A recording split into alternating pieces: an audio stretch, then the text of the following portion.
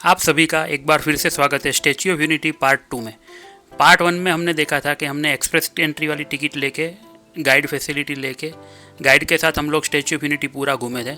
आज हम लोग स्टैच्यू के बाकी सारे पॉइंट देखने वाले हैं। टोटल 13 पॉइंट कवर करने वाले हैं, स्टैच्यू ऑफ यूनिटी से लेके शाम की नर्मदा आरती तक और लेज़र शो जो यहाँ पे होगा वहाँ तक। टोटल 13 पॉइंट है इसके अंदर, जिसमें पहला पॉइंट आएगा एकता नर्सरी, दूसरा आएगा शूरपानेश्वर मंदिर, तीसरा आएगा कैक्टस गार्डन, चौथा आएगा एकता मॉल, पांचवा चिल्ड्रन न्यूट्रिशन पार्क, छठा आएगा वैली ऑफ फ्लावर, सातवां आएगा डैम व्यू पॉइंट, आठवां आएगा जंगल सफारी, नौवां आएगा बोटिंग इन डैम, 10वां आएगा खलवानी रिवर राफ्टिंग पॉइंट, 11वां आएगा ग्लो गार्डन, 12वां आएगा लेज़र शो और नर्मदा आरती करके हम लोग रात को अपनी ट्रेन पकड़ के निकल जाएंगे हमारे घर के लिए। ये एकता क्रूज़ है जिसमें आप क्रूज़ का बेनिफिट ले सकते हो। इसका रूट जो है वो श्रेष्ठ भारत जो भवन है वहाँ से शुरू करके स्टैच्यू ऑफ यूनिटी तक लेके आता है आपको, और यहाँ से वापस आपको लेके जाएगा।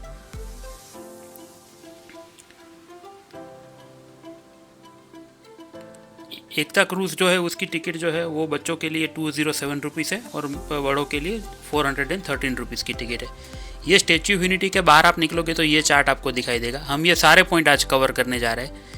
ये वीडियो बनाने का मकसद हमारा यही है कि आप स्टैच्यू ऑफ यूनिटी आए तो देख सके कि कौन कौन से पॉइंट कहाँ कहाँ पे है। आपको कौन सा देखना नहीं देखना ये आपके ऊपर है। इसी के साथ हम लोग पहुँच गए पॉइंट नंबर 1 पे, जिसका नाम है एकता नर्सरी। एकता नर्सरी जो है वो नर्मदा घाट पे ही बनाई हुई है। शूरपानेश्वर मंदिर जो है उसके एग्जैक्ट सामने आता है, और एकता नर्सरी के अंदर ही एकता काफ़े है, जहाँ पे यहाँ की ट्राइबल थाली जो आदिवासी लोग बनाते हैं, जो आदिवासी फूड है, जो यहाँ का ट्रेडिशनल फूड आप बोल सकते हो, उनकी इन्होंने एक थाली बनाई हुई है। वो आप यहाँ पर लंच और डिनर दोनों में ले सकते हो। उसके लिए आपको एडवांस बुकिंग करना पड़ेगा। अगर कर लो तो अच्छा है, अगर ना करो तो आप यहाँ आके भी कर सकते हो। एकता नर्सरी के अंदर इन्होंने काफ़ी अलग अलग टाइप के पॉट्स, अलग अलग टाइप के पौधे, कुछ इंडियन है, कुछ फॉरेन से लाए हुए हैं, ये सारे पौधे इन्होंने लगाए हुए हैं। ये सामने जो है ये एकता काफ़े है। एकता काफ़े के अंदर एकता थाली मिलती है।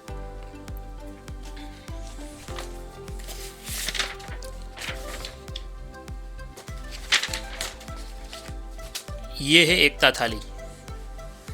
एकता थाली के अंदर पहले जो ये रेड कलर का आपको दिख रहा है ये हिबिस्कस का शरबत है, फिर मकाई के मुठिए है, दाल है, थेपला है मकाई का और बाजरी का, ढेबरा है वो भी मकाई का है और बाजरी का है, चूरमे के लड्डू है, नांगली के पापड़ है, घी गुड़, एक मिक्स वेजिटेबल की सब्जी है, एक मूंग की सब्जी है और साथ में छाछ है। ये कंप्लीट थाली अनलिमिटेड आपको 350 रुपीज़ में मिलेगी। यहाँ इसने ऑलमोस्ट सारा जो आदिवासी फूड है वो सारा कवर कर लिया। इससे अगर आपको छोटे में जाना हो तो एक एकता थाली आती है, वो 220 की मिलेगी। ये मेनू यहाँ का कुछ इस प्रकार के है। इसके बाद हम लोग पहुँच गए शूरपानेश्वर महादेव, जो कि एकता नर्सरी के एग्जैक्ट सामने है। और शाम को जो नर्मदा की आरती हम लोग करेंगे वो ये मंदिर के एग्जैक्ट सामने ही है। मंदिर से नीचे आप उतरोगे तो सामने नर्मदा घाट है, वहाँ पे नर्मदा मैया नदी है, वहीं पे शाम को आरती करेंगे हम लोग। शाम को यहाँ का नज़ारा देखने लायक होता है। जब ये लाइटिंग पूरा शुरू होता है तो ये एकदम ब्यूटीफुल लगता है आपको। इसके बाद हम लोग पहुँच गए कैक्टस गार्डन। कैक्टस गार्डन के अंदर कैक्टस और बटरफ्लाई गार्डन दोनों एक ही जगह पे है। कैक्टस गार्डन जो है वो नदी के वो साइड आएगा। कैक्टस गार्डन की टिकट है 50 रुपीज़ बड़ों के लिए और बच्चों के लिए 40 रुपीज़ है। कैक्टस गार्डन है वो बहुत बड़ा हुआ है और यहाँ से आपको डैम क्लियर दिखेगा। मतलब कैक्टस गार्डन जब खत्म होगा तो सीधा डैम शुरू हो जाएगा। हम लोग रिवर के ऑपोजिट साइड में है, नर्मदा नदी रिवर के, और स्टैच्यू जो है वो रिवर के उस पार है।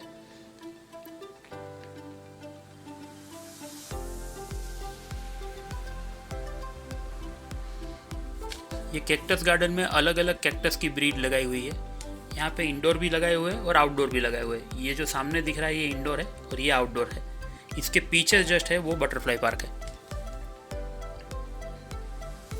ये इंडोर कैक्टस लगाए हुए हैं, ये अलग अलग उसके टाइप्स है।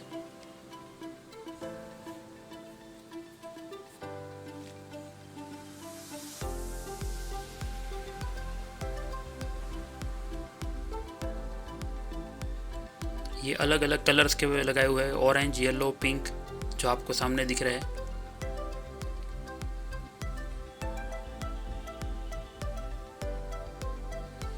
ये सारे पॉइंट्स जो हम आज देखने वाले हैं, ये सभी पॉइंट पे आपको बस facility free of cost available है। आपने जो टिकट ली हुई है स्टैच्यू ऑफ यूनिटी के अंदर, उसके अंदर बस फैसिलिटी जो है वो ऑलरेडी आ जाती है। तो ये सारी चीज़ें आपके लिए फ्री है, खाली आपको एंट्री टिकट जो है वो लेनी पड़ेगी। इसके बाद हम लोग आ गए बटरफ्लाई गार्डन के अंदर। यहाँ पे प्लांट्स जो है वो उस हिसाब से लगाए हुए हैं, पौधे जो है, फूल जो है वो उस हिसाब से प्लांट किए हुए हैं कि उसके अंदर बटरफ्लाई आके बैठे, और अलग अलग ब्रीड के बटरफ्लाई उसमें आके बैठते हैं और यहाँ पे रहते हैं।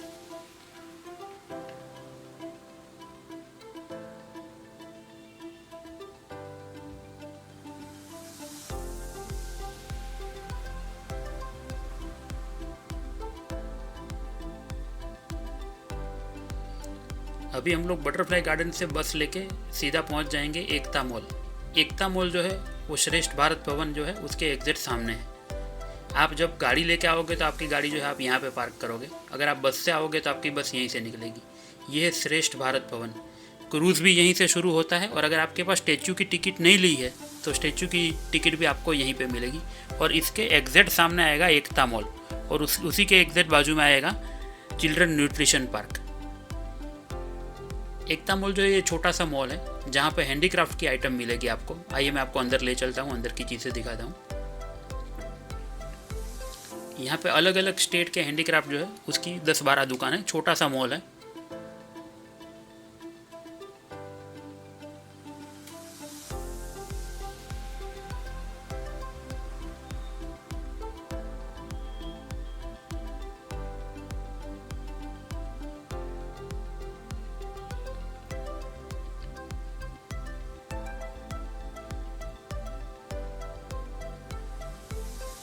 यहाँ पे आपको गुजरात और अलग अलग राज्यों के जो हैंडीक्राफ्ट आइटम हैं वो सारे आपको यहाँ पे मिल जाएंगे। ये यहाँ पे पूरा लिस्ट लगाया हुआ है यहाँ पे क्या क्या मिलता है।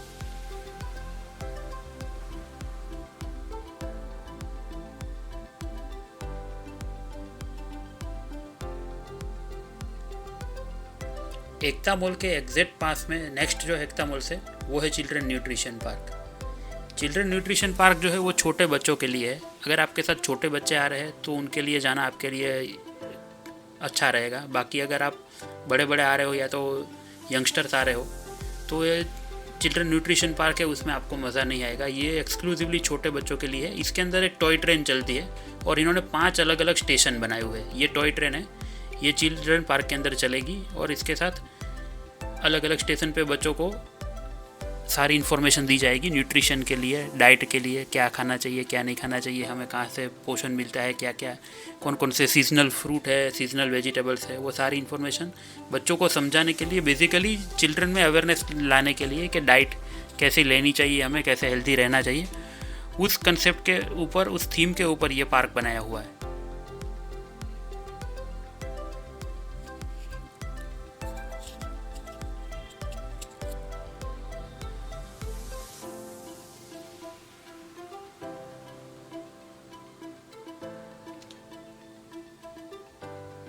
न्यूट्रिशन पार्क की टिकट जो है वो 200 रुपीज़ है और बच्चों के लिए 125 रुपीज़ है। ये यहाँ का फर्स्ट स्टेशन है। इसके अंदर फ्रूट्स और ग्रेन्स के रिलेटेड सारी इन्फॉर्मेशन दी जाएगी। इसका वीडियो जो है ऊपर शेयर कर सब्जियां समर के सीजन में खानी चाहिए। यहाँ पर बच्चों को इस तरह से सीजन वाइज फोटो भी ले सकते हो। समर, ये basically monsoon and last winter. पहले पीछे देखो, के लिए उनके लिए है बाजरा है, मक्का है, तो मोर और लेस ये सारा जो है छोटे बच्चे, अगर बच्चे होंगे तो उनको बहुत मज़ा आएगा क्योंकि ये पूरा रेलवे का रूट बनाया हुआ है। सीजन नहीं, वो शेड्यूल बना के हम अलग अलग दालें खा सकते हैं। अब यहाँ बच्चे लोग ये टनल बनाई हुई है, टनल के अंदर से ट्रेन पास होती है।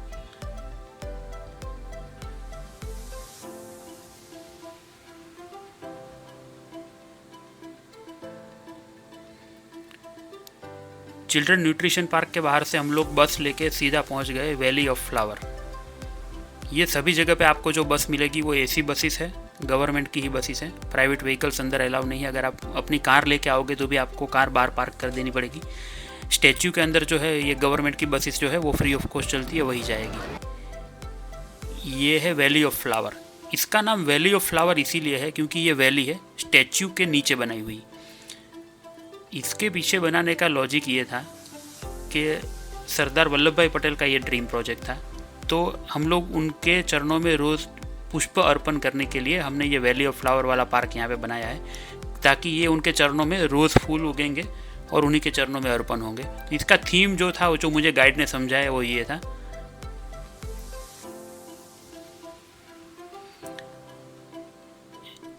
वैली ऑफ फ्लावर के अंदर ही है ग्लो गार्डन, जहाँ पे हम लोग शाम को आएंगे, जहाँ पे जब लाइटिंग शुरू होगा तब सारी चीज़ें दिखाई देगी। और इसके रिवर के ऑपोजिट साइड जो है वो कैक्टस गार्डन, जहाँ पे हम लोग अभी सुबह होके आए। ये है हमारा डैम व्यू पॉइंट। ये भी वैली ऑफ फ्लावर जो है उसके अंदर से ही रास्ता जाता है, जहाँ से आपको डैम दिखेगा। डैम के राइट हैंड साइड पे स्टैच्यू है और लेफ्ट हैंड साइड पे जो है वो कैक्टस गार्डन, बटरफ्लाई और नर्मदा घाट और सूरपानेश्वर टेम्पल। 4 पॉइंट जो है वो रिवर के वो साइड में आएंगे, बाकी सारे पॉइंट्स जो है वो यहाँ पे आएंगे।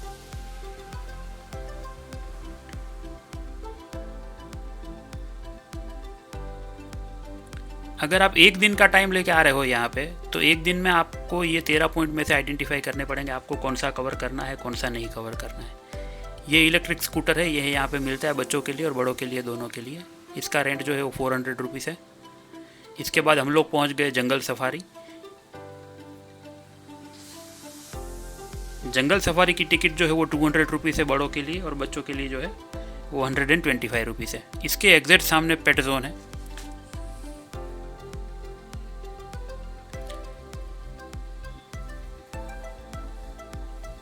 जंगल सफारी के अंदर काफ़ी सारे एनिमल्स हैं, लेकिन ये आपके ऊपर है, आप कौन से टाइम पे आते हैं। कभी कुछ टाइम पे एनिमल्स दिखते हैं, कभी वो आराम करते होते हैं तो आपको नहीं दिखेंगे। हमको लायन जैसे नहीं दिखा था, फिर वाइट टाइगर है वो यहाँ पे नहीं दिखा था। जब हम लोग आए दोपहर को, तब वो एनिमल्स जो है वो कहीं छाँव पे, जैसे ये आपको सामने दिख रहा है, ऐसे छाँव पे कहीं पे बैठे थे, तो विजिबिलिटी हमें नहीं मिली थी वो टाइम पे। जंगल सफारी के अंदर जो है ये गोल्फ कार्ट जो आती है ना, वो टाइप की गोल्फ कार्ट चलती है, तो आपको वो पूरे जंगल में घुमाएगी। ये जो सामने दिख रही है ग्रीन कलर की, ये गोल्फ कार्ट है, ये आपको पूरे जंगल में घुमाएगी। ये सर्कुलर रूट में गोल गोल घूमती रहती है। आपको यहाँ पर बैठ के नेक्स्ट पॉइंट पे आपको उतर जाना है। जैसे आप देख के बाहर आओगे, वापस ये गाड़ी बाहर आ जाएगी, वापस आपको लेके दूसरे पॉइंट पे जाएगी। यहाँ पे एक नई थीम है। यहाँ पे जो पिंजरे है उसके अंदर पक्षियों को इस तरह से रखा गया है, और आपको पिंजरे के अंदर एंट्री मिलेगी। मतलब ये जो पिंजरा है ये पूरा डोम बनाया हुआ है, और इसके अंदर पक्षी जो है ये खुले ही है।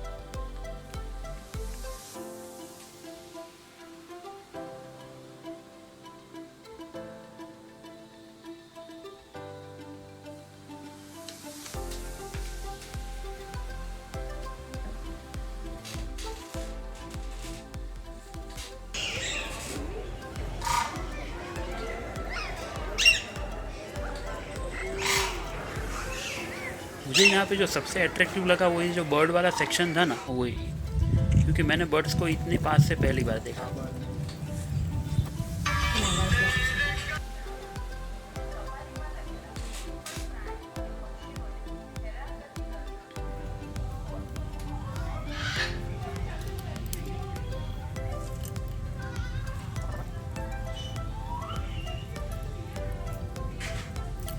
अगर आप वनडे के लिए आ रहे हो तो मेरी रिक्वेस्ट है, आप ये जो पॉइंट्स है मैंने दिखाए हैं, ये सभी में से आइडेंटिफाई कर लेना आपको कौन कौन से प्रायोरिटी में पहले कवर करने हैं।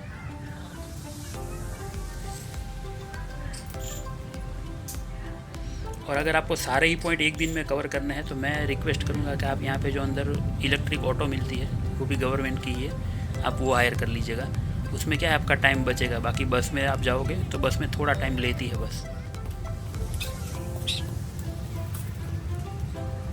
स्टैच्यू ऑफ यूनिटी के लिए मेरे हिसाब से 2 दिन चाहिए कम से कम, और अगर आपको कंफर्टेबली घूमना हो तो 3 दिन जो है वो आपके लिए बेस्ट है। 3 दिन का प्लान अगर आप बनाओगे तो बेस्ट प्लान बनेगा। बाकी अगर वनडे में भी कवर करना चाहो तो वनडे में भी आराम से कवर कर सकते हो, लेकिन आपको पॉइंट्स जो है वो उस हिसाब से थोड़े फिल्टर करने पड़ेंगे। जैसे ये जंगल सफारी है, ये कम से कम 1 से 1.5 घंटे का मिनिमम है ये जंगल सफारी। बाकी के जो भी पॉइंट्स आपने देखे, ये छोटे छोटे पॉइंट्स जो है वो भी आपको लगेगा, लेकिन 1 घंटा एक पॉइंट लेगा ही आराम से।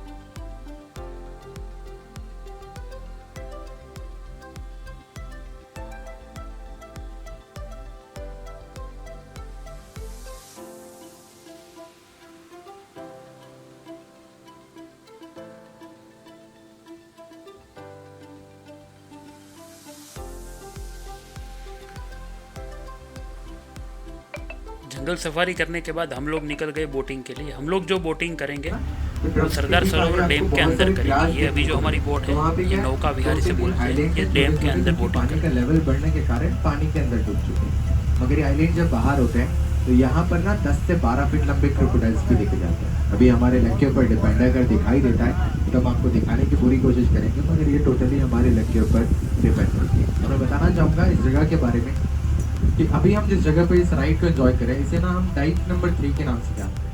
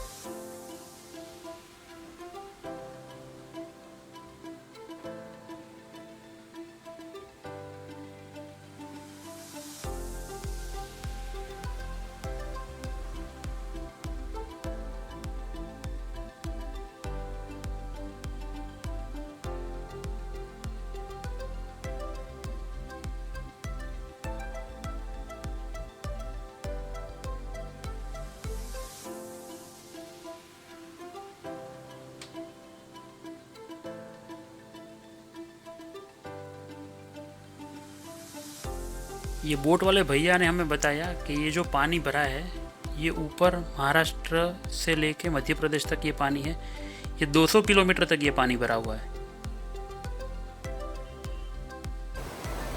इसके बाद हम लोग पहुंच गए खलवानी इको टूरिज्म में। यहाँ पे रिवर राफ्टिंग होती है। हम लोग पहुंचे तब रिवर राफ्टिंग जो है ये बंद हो गई थी। रिवर राफ्टिंग दोपहर को 3:30 बजे तक ही वो लोग करवाते हैं। वैसे टाइम उसका ज़्यादा है लेकिन 3:30 बजे तक ही लेते हैं वो। हम लोग पहुंचे थे तो 4 बज गए थे, 4 हो गए थे, तब रिवर राफ्टिंग बंद कर दिया था इन लोगों ने। ये डैम का पानी है, ये यहाँ से सीधा नीचे उतर के कैनाल से होते हुए आगे जाता है और यहाँ पे ये लोग रिवर राफ्टिंग करवा रहे हैं। हम लोगों ने जो भी जो बोटिंग की वो इसी पानी में, इसी डैम के अंदर की हमने। और यहाँ से ये लोग पानी जो है ये छोड़ रहे हैं और आगे रिवर राफ्टिंग करवाएंगे।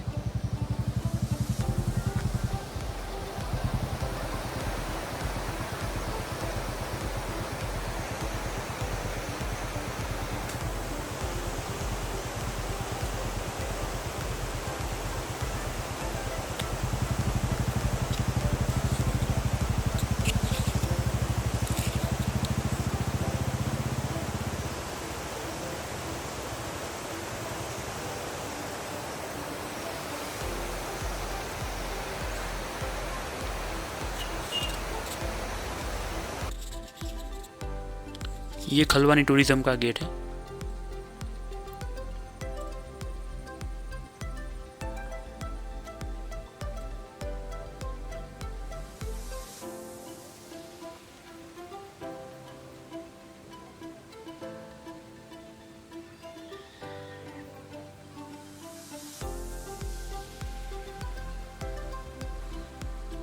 यहाँ पर रिवर राफ्टिंग करने के लिए आपको ये ब्रिज जो है, ये ब्रिज क्रॉस करके आपको जाना पड़ेगा।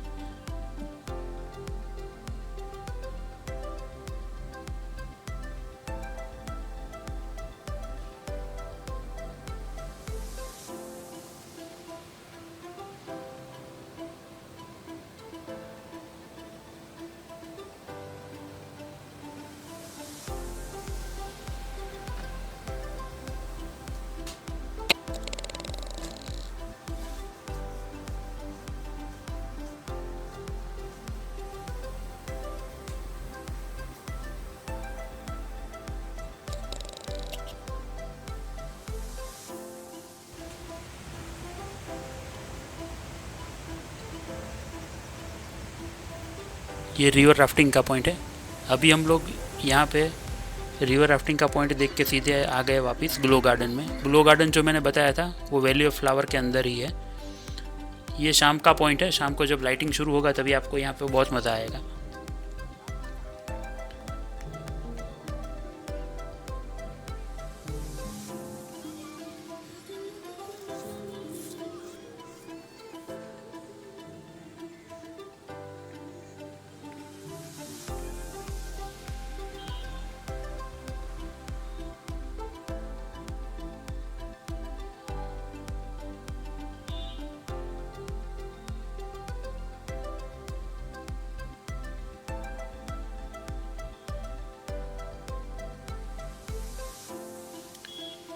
स्टैच्यू ऑफ यूनिटी के लेज़र शो के ऊपर हम लोगों ने एक अलग से ही एपिसोड बनाया हुआ है, जो आप हमारी चैनल पे जाके देख सकते हो। टोटल स्टैच्यू ऑफ यूनिटी के लिए ये एपिसोड को मिला के हमारे 3 एपिसोड हुए। जो फर्स्ट एपिसोड है उसमें एक्सप्रेस एंट्री वाला एपिसोड है, जिसमें हमने एक्सप्रेस एंट्री की टिकट लेके सीधा ऊपर तक गए थे, स्टैच्यू के अंदर तक, और वहाँ से हमने पूरा व्यू लेके वापस बाहर आए थे। वो था पार्ट 2 था, उसमें लेज़र शो था, खाली लेज़र शो ही है उसके अंदर। और ये पार्ट 3 है जो अभी हम लोग देख रहे हैं। इसके अंदर हमने पूरा साइट सीइंग कवर किया हुआ है।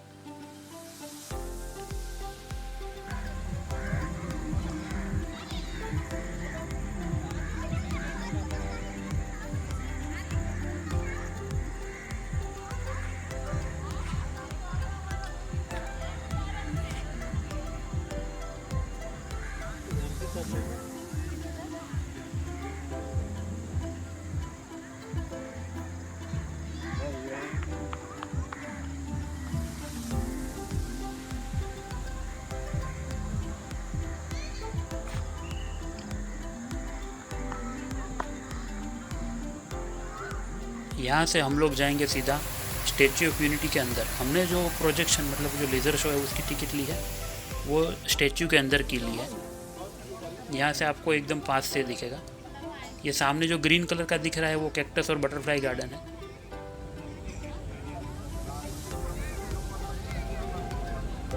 और ये स्टैच्यू है और हम लोग इसी बेंचेस पे बैठ के लेज़र शो देखने वाले हैं।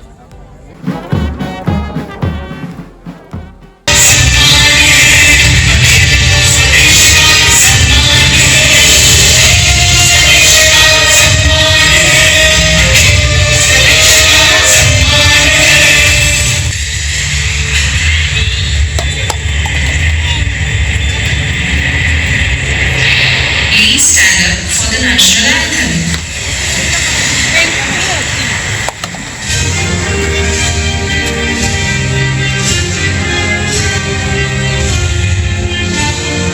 अगर आपको आरती के लिए जाना हो तो लेज़र शो ख़त्म होने के बाद मैं रिक्वेस्ट करूँगा कि आप स्पेशली ऑटो ही करवा लेना, तो ये आपका टाइम बिगाड़े बगैर आपको सीधा वहाँ लेके जाएगी। ये सामने जो दिख रहा है ये नर्मदा घाट है, एकता नर्सरी जहाँ पे हम लोग सुबह गए थे वो, वहाँ पे हम लोग जाएंगे अभी आरती करने के लिए नर्मदा मैया की। और ये दूर आपको जो दिख रहा है वो स्टैच्यू है, मतलब स्टैच्यू से नर्मदा घाट जो है वो काफ़ी दूर है। ये बस जा रही है, ये जो मिनी बस है ना वो आपको वहाँ पे लेके जाएगी। मैंने ये ऑटो कर लिया था।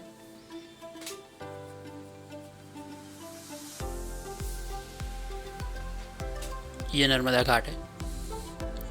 ऊपर जो दिख रहा है ये शूरपाणेश्वर मंदिर जो हमने सुबह दर्शन किए थे महादेव के, और नीचे जो है वो नर्मदा घाट है।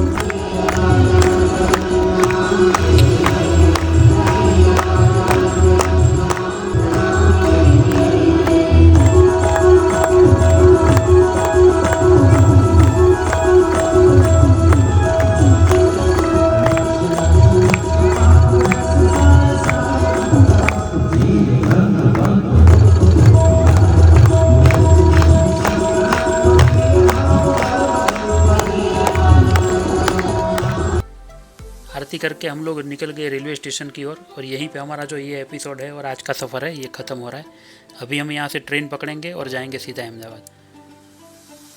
आरती करने के बाद अगर आपकी 9 बजे की ट्रेन है तो आपको डिनर करने का टाइम नहीं मिलेगा, तो प्रेफरेबल है कि उससे पहले ही आप कुछ कर लीजिएगा, क्योंकि ट्रेन अगर आपकी 9 बजे की है तो आपको आरती के बाद काफ़ी कम टाइम मिलेगा और आपको उसके लिए स्पेशल ऑटो लगेगी।